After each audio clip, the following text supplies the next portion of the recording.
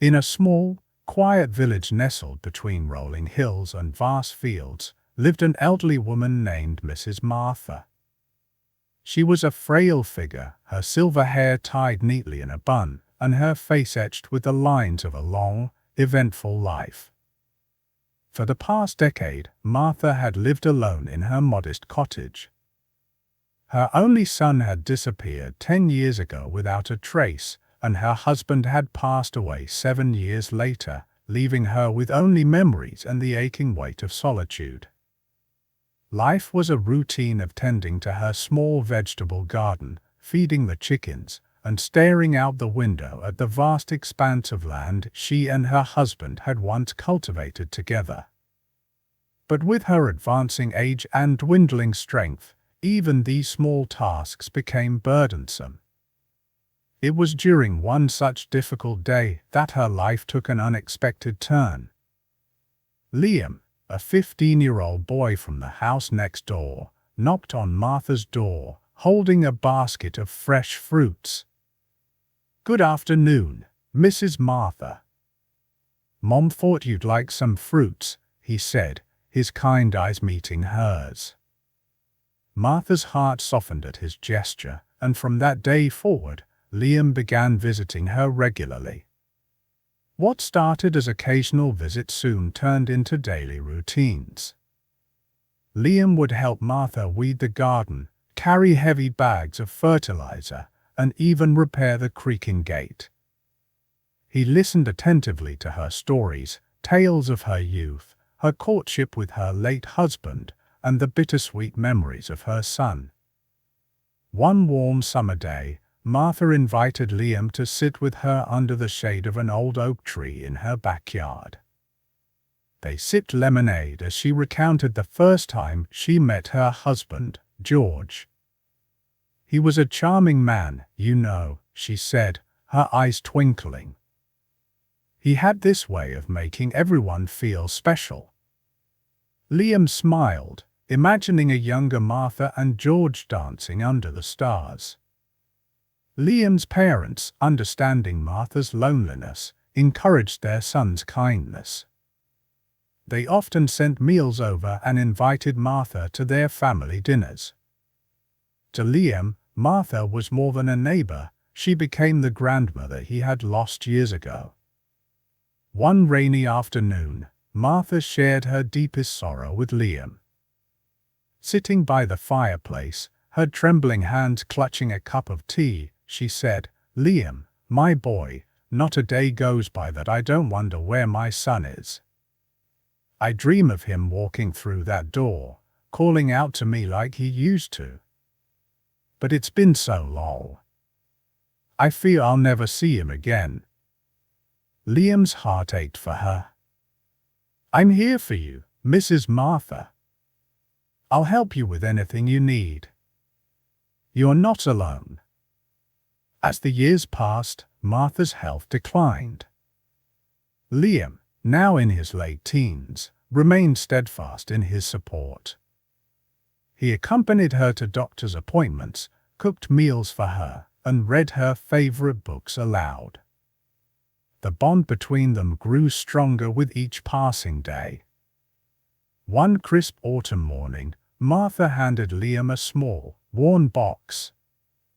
Inside was a collection of old photographs and letters. "These are my memories," she said, her voice tinged with both pride and sadness. "Take care of them for me." Liam promised he would. One day, Liam decided to surprise Martha by planting flowers in her garden. He chose her favorite, daisies and marigolds. When she saw the vibrant blooms, tears welled up in her eyes. "They are beautiful, Liam. George used to plant these for me every spring," she said, her voice trembling. During the long winter nights, Liam would sit by Martha's side, playing cards or listening to her stories. One evening, she recounted a vivid dream she had about her son. "He was standing in the field, waving at me. He looked so happy," she said, her voice breaking. Liam suggested they write letters to her son, even if they didn't know where to send them. It gave her a sense of hope, a way to keep his memory alive.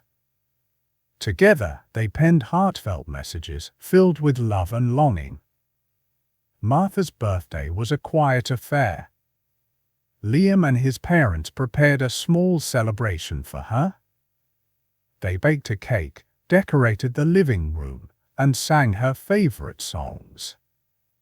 Martha's laughter echoed through the house, a sound that had been missing for far too long. As Martha's health deteriorated further, Liam took on more responsibilities. He learned how to cook her favorite meals, tended to the chickens, and even fixed the leaky roof of her cottage. "You're a blessing, Liam," she often said. One cold winter morning, Martha's time came to an end. Liam found her peacefully lying in bed, a faint smile on her face, as if she had finally found the peace she had long sought. In her hand was an envelope addressed to him. Tears streamed down Liam's face as he opened the letter. Inside was a handwritten note. Dear Liam, you have been my light in the darkest of times. When the world seemed empty, you filled it with kindness and love. I have no treasures to offer, only my humble home and the land my husband and I toiled over for years. I leave them to you, my dear boy, as a token of my gratitude and love. Use them wisely and remember me not with sorrow, but with the joy we shared. With all my love. Martha. Liam's parents were equally moved by Martha's gesture. They encouraged him to honor her memory by taking care of the land she had left behind. With their help, Liam transformed the fields into a thriving farm, naming it Martha's Haven in her honor. The farm became a source of sustenance and joy for the entire village. Liam often shared the produce with his neighbors, just as Martha had shared her stories and warmth with him. Though she was gone, her legacy lived on through the land, the memories, and the young man who had once been her helper and had now become her family. Years later, as Liam stood at the edge of the farm, watching the sun set over the fields, he felt Martha's presence in the gentle rustling of the leaves and the soft hum of the wind. She was gone, but she was never far away. Her life, filled with struggles and love, had left an indelible mark on his heart and the hearts of all who knew her. As the seasons passed, Liam often found himself reflecting on the moments he had shared with Martha. He remembered the afternoons spent laughing under the oak tree and the evenings warmed by the stories she told by the fire. Each memory became a cornerstone of the person he was becoming. One day, while organizing Martha's belongings, Liam discovered a hidden journal. It contained her thoughts, dreams, and prayers over the years. In its pages, she had written about the joy Liam brought to her life. "He's the grandson I never had," one entry read. Liam began using the journal as inspiration for his work on the farm. He planted crops Martha had dreamed of growing, turning her visions into reality. The field soon bloomed with sunflowers, lavender, and rows of fresh vegetables, bringing new life to the land.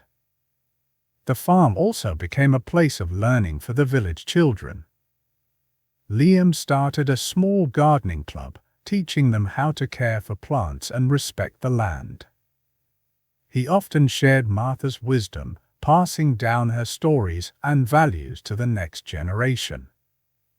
One evening, as Liam walked through the village, an elderly woman stopped him.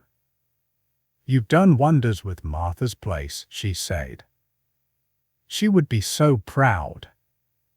Liam thanked her, his heart swelling with pride and sorrow. On the 10th anniversary of Martha's passing, Liam held a celebration at the farm. He invited the entire village to honor her memory. The event was filled with laughter, music, and heartfelt speeches. "Martha taught us all the value of kindness," Liam said. "Today, we celebrate her life and the legacy she left behind." The years continued to roll by, but Martha's presence never faded. Liam often felt her guiding hand in his decisions, whether it was choosing which crops to plant or how to help a struggling neighbor. Her influence had become a part of him, shaping his actions and his heart. One day, a stranger arrived at the farm. He was a middle-aged man with weary eyes and a hesitant smile. "Are you Liam?" he asked. When Liam nodded, the man introduced himself as Martha's son. "I've come to see the place my mother loved so dearly," he said, his voice trembling. Liam welcomed him warmly, showing him around the farm and sharing stories about Martha. The man broke down in tears, expressing regret for not returning sooner. "She would have forgiven you," Liam said gently. "She never stopped loving you." The reunion brought closure to both men. Martha's son decided to stay in the village, helping Liam with the farm and reconnecting with his mother's memory. Together, they worked to preserve Martha's haven, ensuring it remained a place of love and community. As Liam grew older, he often thought about the chain of events that had brought him to this point. He realized that the kindness he had shown Martha had come back to him in countless ways. Her love and trust had given him purpose, and her legacy continued to inspire him every day. Decades later, Liam, now an old man, sat under the same oak tree where he and Martha had shared lemonade and stories. Surrounded by children and grandchildren, he told them about the remarkable woman who had changed his life. "Martha taught me that love and kindness can transform the world," he said, his voice filled with emotion. "And that's a lesson I hope you'll carry with you." As the sun dipped below the horizon, casting a golden glow over the fields, Liam felt a deep sense of peace. Martha's haven was thriving, and her spirit lived on in every flower, every tree, and every heart that had been touched by her story.